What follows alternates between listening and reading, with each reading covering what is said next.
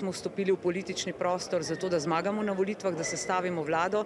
Koliko poslanskimi sedeži? 20+. Te ambicije upiramo na odziv na terenu. Anže Logar bo kandidiral v Logatcu, Eva Irgl v Ajdovščini, kjer se bo pomerila z nekdanjim strankarskim kolegom in s predsednikom krščanskih demokratov. Mislim, da je pomembno, da tudi večina ta srednja generacija z željo po uspešni Sloveniji. Tina Novak in Tadej Ostrc sta bila del Golobove zasedbe, Novak poslanec Gibanja Svobode, Ostrc državni sekretar in član strateškega sveta za zdravstvo. Mi bomo takoj prekinili z političnim ideološkim bojem za zdravstvenimi delavci. In sicer na osnovi 4 stebrov. Regionalizacija, potem digitalizacija, krepitev primarne ravni in pa seveda prenova upravljanja v zdravstvu. Tudi na podlagi tega so prepričani, da bodo imeli ključ do oblikovanja naslednje vlade. Kakšne? Če želimo, da čoln pluje naprej, ne pa da se vrti v krogu, rabimo veslati na obeh straneh.